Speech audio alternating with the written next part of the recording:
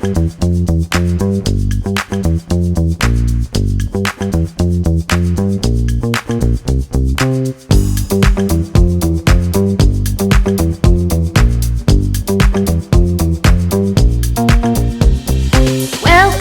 to the Glen Alex Show, where your health matters, set your mind, let it flow. Joyful, connected, confident, complete. Let Glen Alex help you back on your feet. The Glen Alex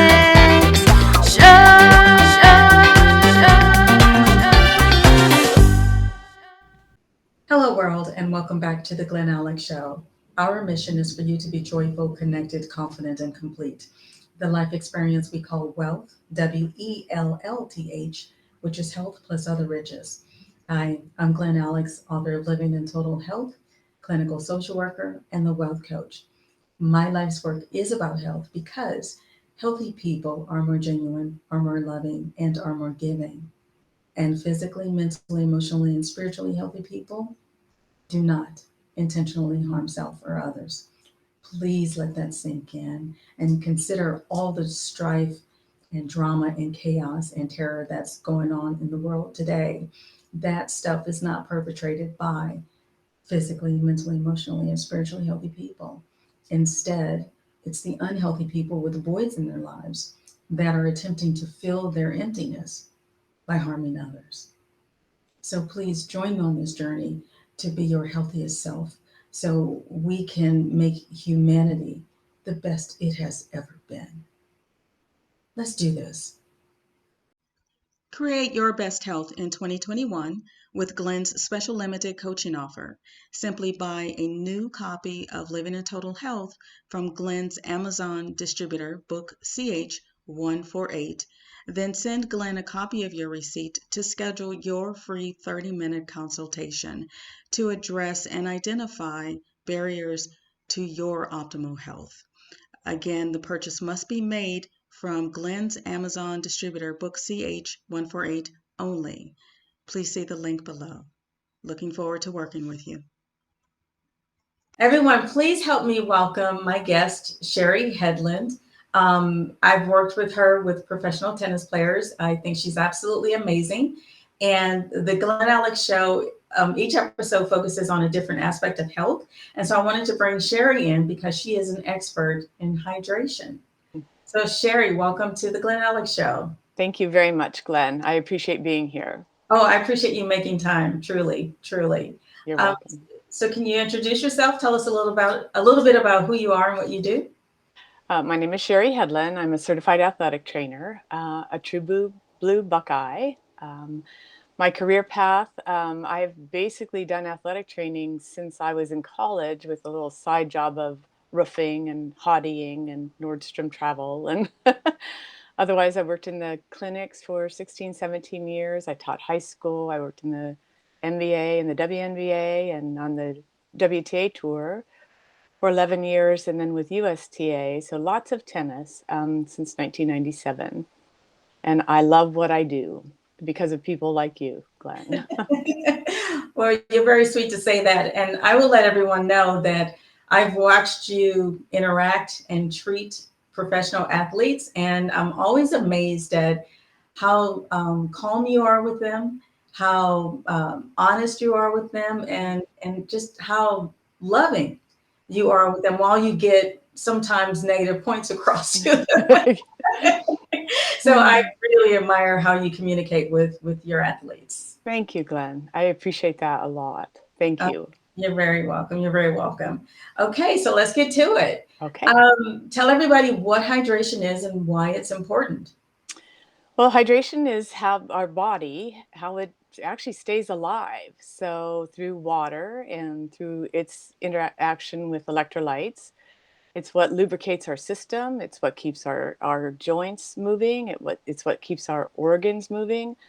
And it's what helps us participate in life at the highest level. Okay. I had read somewhere that water is pretty much the only nutrient that is used in most body functions. That is correct. Okay, so And it we is are made up of 50 to 60% water, our body is. okay, so it's absolutely essential. Yes, yes. Okay, so what happens when someone doesn't get enough water or electrolytes? They go into a dehydration. So hydration is water full, and dehydration is not enough water.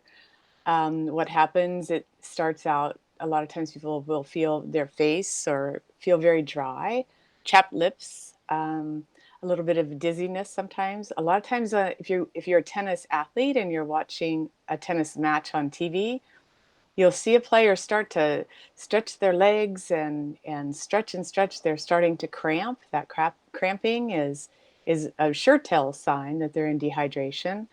And then we can see things as much as someone fainting, going into heart issues. They can go into tremors. And then people can die from dehydration. Okay, that's pretty serious. Very, yeah. Okay, okay. So how can just a regular person tell how hydrated they are? Well, for me, the telltale sign is the pee test. So when you go to the bathroom and you pee, just take a look at the color of your urine. And so we want it light yellow to almost clear, and that your body is telling you that you have enough water and that your system is hydrated. If it's medium to dark color, then a person needs to drink a lot more water. And that a person can do on a day-to-day basis. So it's kind of cool that you have your own gauge. You don't have to go to the doctor. You don't have to ask your athletic trainer. It's private. You can just do that on a daily basis. And I like the check before I go to bed at night. So then I know if I need to drink have some before I go to bed. Obviously, you might have to get up to go to the bathroom. And then first thing in the morning. And so that way I'm cued in to what I need to do as far as how much water I need to intake throughout the day. Okay, well, that sounds pretty simple. It can be, but also it can be difficult. Some people don't like the taste of water. So my grandpa used to say it'll rust him inside. He'll feel it'll rust his joints. And so we had to find alternatives for him to drink. And a lot of athletes do not like the taste of water. And so we use lots of flavored waters. We do everything we can because without that proper hydration, an athlete cannot perform at their top level, period. Nor can an amateur athlete. So if you want to play well, the first line is to be well hydrated. Okay, so professional athletes, they have trainers and doctors and nutritionists around them. So Mhm. for the regular lay person who is a weekend warrior or goes to the gym a lot or does play a sport like tennis or soccer, any suggestions for them on preparing for their activity and staying hydrated throughout? Right. Well, one of the biggest things is to just keep a water bottle in the car. But like in Las Vegas, don't take a plastic water bottle in your 90 to 100 degree heat. We use the Hydro Flask. The Don't, stainless steel one? yeah, a stainless steel, put some ice in it and just leave it in the car. So you've got something to sip on. The other thing is to try to make it a lifestyle. I mean, that you just if you know that you have that extra hour and you're going to hit the pitch, you're going to hit the courts, that you are at least that portion is prepared. So Oh, you hydrate just on a daily basis. The other is to have a protein bar with like a high carb, medium protein. Try to get a lower sugar, and that also helps just with recovery, but also helps with your stamina on the court along with the hydration. okay. Okay. But for those who aren't up to the daily lifestyle thing yet, Okay. if say I have a tennis match coming on Saturday, today is Monday, I have a match coming on Saturday, how soon would you suggest I start preparing and hydrating for my competition? That's a great question. You want to make sure the night before your competition is that your urine is almost clear. So that probably means a good 48 hours prior to that. So 48, 72 hours, sometimes even starting on Monday. doesn't hurt, because then your body can adjust to how that feels to be fully hydrated if you're a person who doesn't hydrate normally on a daily basis. So, Okay. That's, I'd like that, to make sure your urine is clear the night before. right, And that does seem like such a simple measuring stick, because you right, urinate every day, hopefully. right, right. If you And it is, don't, then you're dehydrated. that's another, yeah, something else is going on. And it is private. So you Exactly. don't run the risk of embarrassment or shame or anything like that. So Mhm. I really like the urine chart thing. And I actually have a urine chart in my latest blog, What Water Matters, on glenalex.com. So thank you for bringing that up. You're welcome. And I did read the blog, and it is very good. It's very Uh, worth reading. And the chart is it's great. We hang those in the locker room with professional tennis, so the athletes can take a quick peek and see exactly where they are without the athletic trainer or physio looking over their shoulder. right. Just share a quick story with us about an athlete who dehydrated during competition. Oh, well, so I was in charge of heat in Cincinnati, and Glenn and I had the privilege of working with you there. And in the training room with the WTA, we tandem, we work a lot, teamwork. And so the massage therapists chip in, and a lot of our hydration stuff is done with help with ice packs. We had a young athlete who, so my job was to go through the courts every morning, make sure the ice, everything was prepared, and then I was to get a bathing pool so we can or plunge somebody in the pool should they overheat. And then I scanned through the locker room and the players' lounge, reminding all the athletes, eye to eyes, you need to make sure that you're drinking plenty. It's 99 degrees and over 100% humidity. It's very, very hot out. And I had one young one who said, "Oh, don't worry about me. I don't do that." And I said, "Well, there's always a first time. It's not going to be my first time." Lo and behold, we get the court call. I'm like, Glenn, we need the electrolyte drink. And so she came in and she put both hands up and she said, "No, not you." She was the one who declared to us that she would not overheat, that she was immune to that. Quick lesson, quick hard lesson that she learned, because it did set her back a couple of days. It was pretty severe.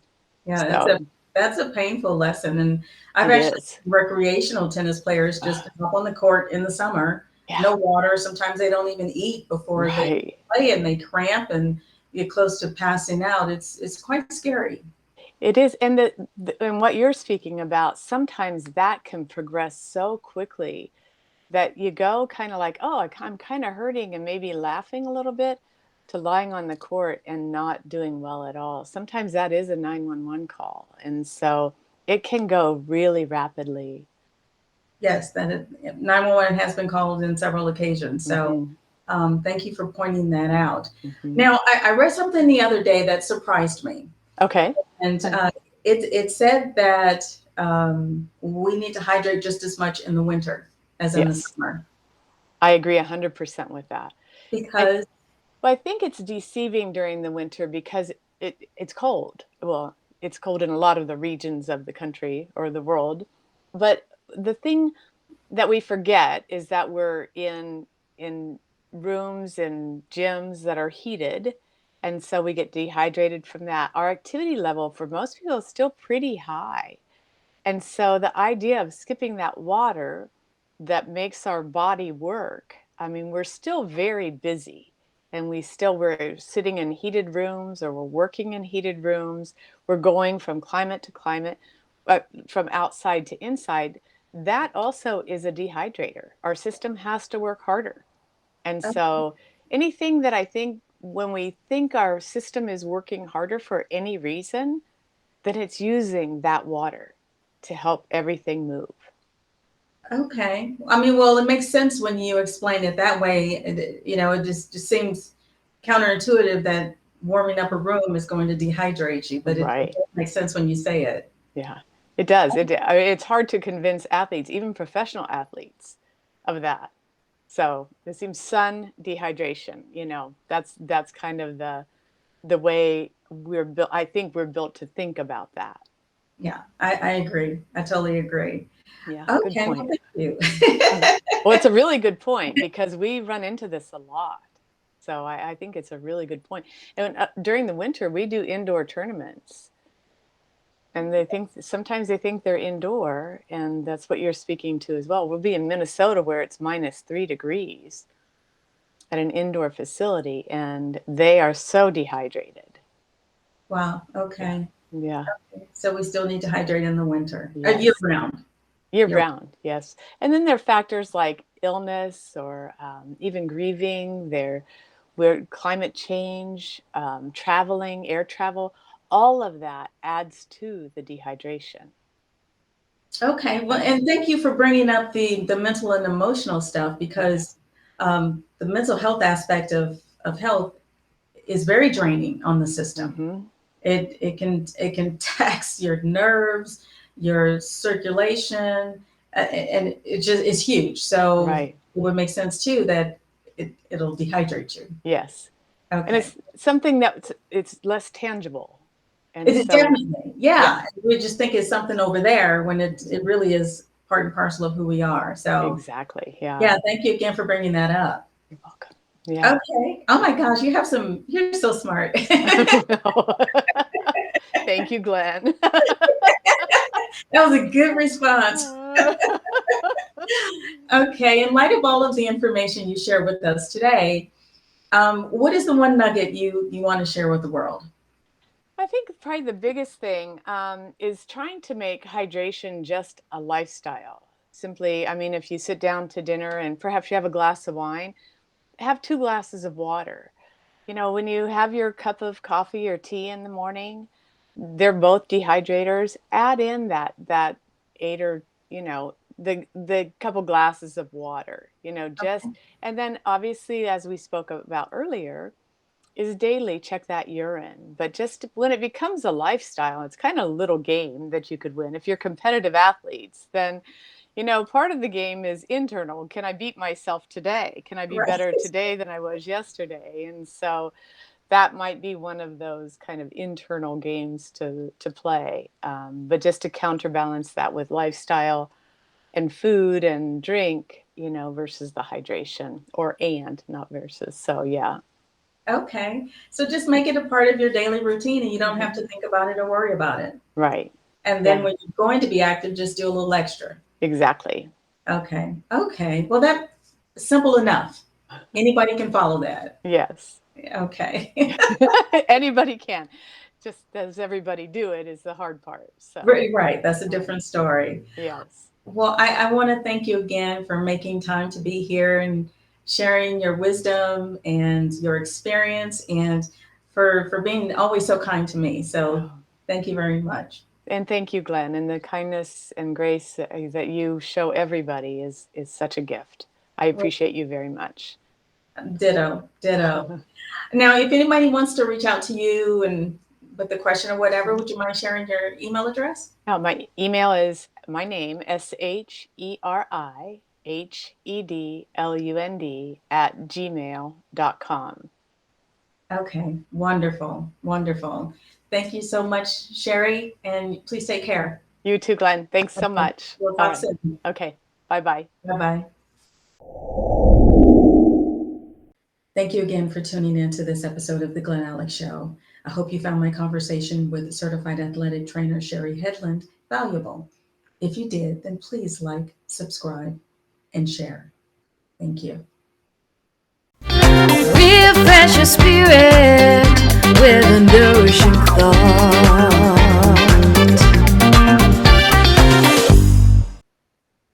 Please allow me to leave you with this nourishing thought. Basketball great Steph Curry said, drinking water is essential to a healthy lifestyle. It doesn't get much simpler than that, folks, and that's as clear as it can be. Without water, the body dies. Without hydration, the body dries out. So if you want to be healthy and you want to function at a high level, then you must drink water and you must hydrate. If that is confusing for you and you don't know how to start or what that means, please check out my blog, Water Matters, on glenalex.com. I explain what hydration is. I also share the tips that I use on a daily basis to get water and healthy fluids into my body. I call it the class method. So again, visit glenalex.com for my blog, Water Matters. I also include a urine chart, so you can tell by the color of your urine how hydrated or dehydrated you are and make adjustments for there. And if all else fails, always consult your primary healthcare provider for more information and more direction that is specific to you. And until next time, drink water, hydrate, and be well.